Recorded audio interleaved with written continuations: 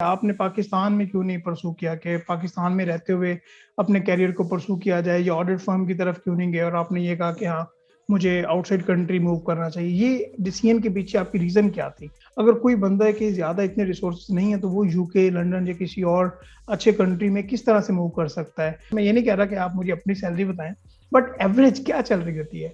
After qualification के एक बंदा फ्रेश है तो उसकी क्या सैलरी होगी और कुछ एक्सपीरियंस आता जा रहा है, तो किस तरह से पे ग्रेड उसका इंक्रीज होता है। अस्सलाम वालेकुम गाइस, तो आज हमें ज्वाइन किया मिस्टर प्रेम कुमार ने। ये क्वालिफाइड चार्टर्ड अकाउंटेंट है फ्रॉम आईकैप और आजकल यूके में होते हैं एज अ मैनेजर डिलॉयट।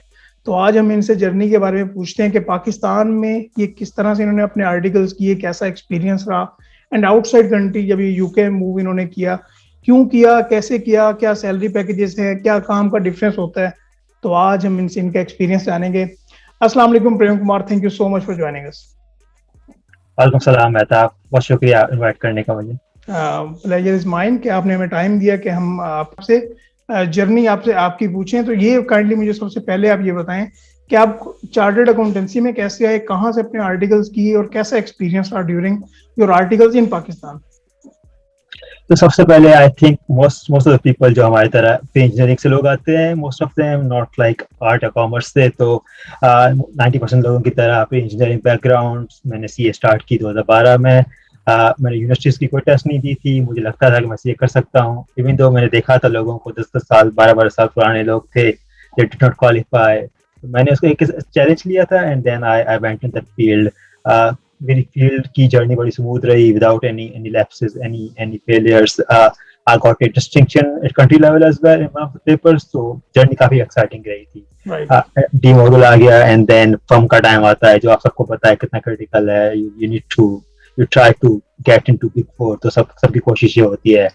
सबके इंटरव्यूज दिए, ईवाई, पीडब्ल्यूसी, केपीएमजी, और ऑफर्स भी आई। ईवाई का ऑफर मुझे अच्छा लगा तो मैंने ईवाई कराची की ऑफिस ज्वाइन की फॉर आर्टिकल्स। 3.5 साल का पीरियड होता है वहाँ पे, और उस पीरियड के बीच में क्वालिफाई हो गया था 2 साल, जो बेसिकली पीरियड होता है हमारा स्टार्ट में विदाउट लैप्सेस। तो बड़ी अच्छी जर्नी रही थी वहाँ पे। फाइनेंशियल सर्विसेज में काम किया। 2 साल के बाद ही एज अ सीनियर पोजीशन पे आ गया क्योंकि पेपर क्वालिफाई हो रहे थे एंड ग्रोथ अच्छी मिल रही थी। 2.5-3 साल बाद अप्लाई करना भी शुरू कर दिया। वहाँ से आगे मेरा पहला इंटरव्यू मुझे याद है किसी आइलैंड पे हुआ था। तो 3 साल के बाद मुझे पहले इंटरव्यू की कॉल भी आ गई थी यूके की तरफ से। तो वहाँ से फिर मैंने अप्लाई करना शुरू किया। थोड़ा सा टाइम लगता है इस प्रोसेस में। वहाँ पे थोड़ी सी आपको सर्च करनी पड़ती है, इस जर्नी। वहाँ पे थोड़े सेटबैक्स भी मिले। यूएई में काफी आपको वो मिल जाती हैं ऑफर्स, बट यूके साइड पे थोड़ा सा स्ट्रगल होता है। तो बस उसके बाद अप्लाई करते करते यहाँ तक यूके में लंदन में ऑफिस में जॉब हो गई मेरी डिलॉयट में। तो बस 2.5 साल से अभी यूके में हूँ, लंदन ऑफिस में, in kind of treasury assurance. यहाँ पे ऑडिट भी करते हैं हम लोग, दूसरा काम भी करते हैं एश्योरेंस का, बट ऑडिट थोड़ा हटके डिपार्टमेंट। एंड बस मैं एक चीज हाईलाइट करूंगा, लंदन जैसी ऑफिस में या जो न्यूयॉर्क जैसी बड़ी ऑफिस में बहुत स्पेशलाइजेशन चल रहा होता है। तो काफी अच्छी अपॉर्चुनिटीज होती हैं आपकी डेवलपमेंट के लिए। अच्छा, यहाँ पे ना काफी लोगों का ये जरूर क्वेश्चन होगा कि आपने पाकिस्तान में क्यों नहीं परस्यू किया, कि पाकिस्तान में रहते हुए अपने करियर को परस्यू किया जाए या ऑडिट फर्म की तरफ क्यों नहीं गए और आपने ये कहा कि हाँ, मुझे आउटसाइड कंट्री मूव करना चाहिए। ये डिसीजन के पीछे आपकी रीजन क्या थी, अगर आप शेयर करना चाहें। हाँ जरूर। तो मैंने जब आर्टिकल खत्म की तो मैंने 3 महीने तक ईवाई पाकिस्तान में ही काम किया एज एन असिस्टेंट मैनेजर। वहाँ पे काम मुझे अच्छा लगता था ऑडिट का, तो मेरा प्लान ये था कि मैं ऑडिट में रहूंगा। लेकिन मेरी आर्टिकल का टाइम हो चुका था तो फिर मैंने बीच में इंडस्ट्री भी स्विच की। तो मैं बीच में एचबीएल में भी काम कर चुका हूँ 6 महीने तक इंटरनल ऑडिट में। तो मुझे थोड़ा सा कॉर्पोरेट कल्चर उतना मुझे अच्छा नहीं लगा। तो मुझे थोड़ा सा वो रिस्पॉन्सिबिलिटी टाइप, थोड़ा ऑडिटिंग टाइप जिसमें मज़ा आता है, तो मुझे उसमें मज़ा नहीं आया। तो मैंने सोचा गोइंग बैक टू ऑडिट। तो और मुझे लंदन का बड़ा शौक था कि लंदन का एक्सपीरियंस इनवेल्यूएबल है, कहीं भी इस तरह का एक्सपीरियंस नहीं मिलेगा। तो मेरा एम यही था कि मैं बाहर जाऊँ, स्पेशली लंदन साइड। यूएई वगैरह में भी ऑफर्स मिल जाती हैं आपको, बट वहाँ का वर्क कल्चर और पाकिस्तान का वर्क कल्चर थोड़ा सा मैचिंग है, लेकिन यहाँ का वर्क कल्चर काफ़ी डिफरेंट है वहाँ के वर्क कल्चर से। तो यहाँ पे मेरा यही बहुत बड़ा गोल था ये बाहर जाने का, कि मुझे डेवलप करना है पर्सनल और प्रोफेशनल कैपेसिटी में, और एक ऐसा एक्सपीरियंस चाहिए जिसकी बहुत वैल्यू हो फ्यूचर में। That's why I chose London. अच्छा, यहाँ पे एक क्वेश्चन और मैं ऐड करना चाहूंगा, वो ये कि अगर कोई बंदा ये चाहता है कि आफ्टर क्वालिफिकेशन कि वो पाकिस्तान से बाहर मूव करे, और यूएई जाना कंपैरेटिवली इजी है कि आपके इंटरव्यूज भी होते हैं, रिलेशन भी आ जाते हैं, कोई ना कोई सोर्सेज भी होते हैं। अगर कोई बंदा है कि ज्यादा इतने रिसोर्सेज नहीं है, तो वो यूके, लंदन या किसी और अच्छे कंट्री में किस तरह से मूव कर सकता है ऑडिट फर्म के परस्पेक्टिव से? यहाँ पे मैं इंडस्ट्री की बात नहीं कर रहा। और आपको क्या प्रॉब्लम फेस करना पड़े कि आप जब मूव करना चाह रहे थे पाकिस्तान से बाहर?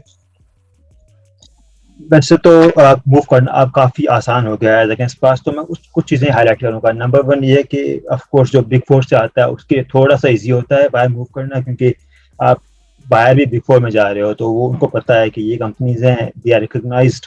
और अगर आप जो होती है let's say A rated firms में होती हो तो फिर वहाँ से थोड़ा सा डिफिकल्ट होता है। उसकी एक जर्नी है, फिर आप बिग फोर में थोड़ा सा स्विच करो एक टाइम के लिए एंड देन यू अप्लाई, तो वहाँ पे थोड़ा सा इशू आता है। दूसरा पॉइंट ये है कि सिक्योरमेंट का बड़ा इम्पैक्ट आता है। तो अगर आपके करियर में आर्टिकलशिप में आपको सिक्योरमेंट मिल जाती है तो एक बहुत बड़ा एज देता है आपको बाहर की जॉब के लिए, स्पेशली यूके साइड पे। कि एक क्वेश्चन आपको पूछा जाता है कि यार आप कैसे लोगों को मैनेज कर सकते हैं, तो आपके पास एक जवाब होता है कि मैंने दुबई या अबू धाबी इस तरह के ऑफिस में लोगों के साथ काम किया है। तो ये एक एज है। अच्छा, जॉब एक्चुअली कैसे मिलती है या क्या और उसमें क्या चैलेंजेस होते हैं, तो आजकल तो मैं देखूंगा तो जॉब मार्केट में बहुत ज़्यादा ओपनिंग्स आई हुई हैं हर कंट्री में। यूके में तो बहुत ज़्यादा ओपनिंग्स हैं, तो लोग हर वीक्स में मेरे दोस्त आते रहते हैं बेसिकली। तो अब अप्लाई करना या कैसे कैसे किया जाए अप्लाई, बड़ा सिंपल है। पहले तो पोर्टल सबके होते हैं फर्म्स के, बट लेकिन एक मिसकंसेप्शन भी है और थोड़ा सा इसमें फैक्ट भी है कि पोर्टल पे सबकी जॉब नहीं होती, आपकी सीवी रिजेक्ट हो जाती हैं सिस्टम से या जो भी है। तो उस हवाले से मेरा सबसे यही है कि यार इफ यू नो समबडी, अगर कोई जानने वाला है जो जा चुका है पास्ट में, डू कांटेक्ट देम। उससे अप्लाई करना नहीं शुरू करो, एक बात करो उनसे कि क्या है क्या नहीं है और मैं कैसे इसको परसू करूं। अगर आप खुद से अप्लाई करते हो, रिजेक्शन आ जाती है, उसके बाद आपका थोड़ा सा प्रोसेस फिर से डाउन हो जाता है, तो डोंट डू दैट। और यहाँ पे मेरा नेक्स्ट क्वेश्चन होगा सैलरी के एतबार से। अगर पाकिस्तान में देखें तो आपको बड़ा बखूबी पता होगा कि पाकिस्तान में क्या सैलरी पैकेजेस चल रहे होते हैं आफ्टर क्वालिफिकेशन। और अभी आप अगर यूके में बैठे हैं तो मैं ये नहीं कह रहा कि आप मुझे अपनी सैलरी बताएं, बट एवरेज क्या चल रही होती है आफ्टर क्वालिफिकेशन के? एक बंदा फ्रेश है तो उसकी क्या सैलरी होगी, और कुछ एक्सपीरियंस आता जा रहा है तो किस तरह से पे ग्रेड उसका इंक्रीज होता है? इसके बारे में कुछ आप हाईलाइट दें हमें। पाकिस्तान के हवाले से देखा जाए फर्म्स के हिसाब से, तो सबसे पहले आप तो ट्रेनिंग कॉन्ट्रैक्ट में होते हो तो उस टाइम पे इट्स नॉट सैलरी, वो आपकी स्टाइपेंड होती है। और वो क्वालिफाई भी हो जाए इंसान और फर्म में तो 40,000 या 45,000 से ज्यादा नहीं है वो उस टाइम पे। लेकिन जब क्वालिफिकेशन के बाद आप फर्म से बाहर जाते हो, इवन आप फर्म में भी रुकते हो, लेट्स से असिस्टेंट मैनेजर आपको ऑफर किया जाता है, मैनेजर ऑफर किया जाता है, तो आपकी कोई 1.5 लाख के करीब, 1.25 लाख के करीब आपकी एक सैलरी होती है, जो एक इट स्टार्ट, उससे ज्यादा नहीं होती आपकी। तो ये है। अच्छा, मैं अपना एग्जांपल दूंगा। मैं बैंक में ज्वाइन की तो एचबीएल का स्टैंडर्ड रेट है कि जो आपका सीनियर जो क्वालिफाइड सीए होता है उसको हम एक तो एसएम की पोस्ट से कम ऑफर नहीं करेंगे। एचबीएल की इंटरनल पॉलिसी है, बड़ी बड़ी वेल नोन है। और उसका एक मिनिमम सैलरी का पैकेज भी है जो अराउंड 150K के करीब जाता था, कोई 2-2.5 साल पहले की बात है। तो ये एचबीएल की बात है। उसके अलावा और भी बहुत सारी कंपनीज हैं जो 1.5 से 2 लाख, आप अगर आप बिग फोर से आ रहे हो, आप क्वालिफाइड हो, तो आपको इतना पैकेज मिल जाता है। और लेट्स से अगर आप क्वालिफाइड भी नहीं हो तो भी आपने अच्छा खासा एक्सपीरियंस लिया हुआ है 4-5 साल का फर्म से, तो आपको एक अच्छा पैकेज मिल जाता है अबव 1 लाख, तो वो तो आपको मिल जाएगा। और अब जैसे आपकी क्वालिफिकेशन आएगी तो आपका पैकेज भी बढ़ेगा। अच्छा, अब देखा जाए पाकिस्तान से बाहर के हवाले से तो सबसे ज़्यादा इनकम होती है जनरेट आपकी यूएई, बेसिकली यूएई या सऊदीया या इस तरह की कंट्रीज़ में, जहाँ पे टैक्सेशन नहीं है आपके लिए, बेसिकली इनकम टैक्स। तो वहाँ पे ग्रॉस सैलरी भी हाई है, टैक्स का इम्पैक्ट भी नहीं है, तो मैक्सिमम में पैसा बोलूँगा वो मिलता है आपको यूएई कंट्रीज़ में।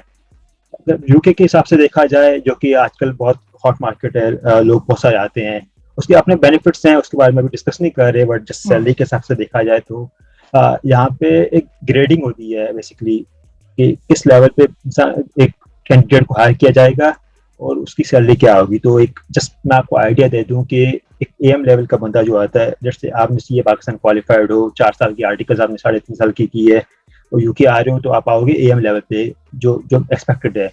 तो एम लेवल पे आपकी सैलरी रेंज करेगी सिटी वाइज पे। लंदन सबसे महंगा शहर है और उससे छोटे शहर है तो उसमें सैलरी कम होगी। तो ये यहाँ पे और ये बहुत सारी जगहों पे होता है, शहर के हिसाब से डिपेंड होती है। लंदन के हिसाब से बताऊं तो एम की सैलरी 40 45,000 जो पाउंड्स होते हैं 45 और 50,000 पाउंड्स के बीच में मिलती है। एक काइंड ऑफ स्टैंडर्ड स्केल है, क्योंकि हम बाहर से आते हैं तो हमें एक मिनिमम ही दिया जाता है कि हम नेगोशिएशन पावर नहीं होती, तो 45, 46, 44, तो 40 प्लस बेसिकली मैं बात करूं तो ये आपकी एक इनिशियल सैलरी होती है। और जैसे प्रोग्रेशन होती है तो फिर आपकी सैलरी बढ़ती जाती है और आप फर्म स्विच करते हो तो वो भी आपको जंप मिलता है, वो बात की जर्नी है।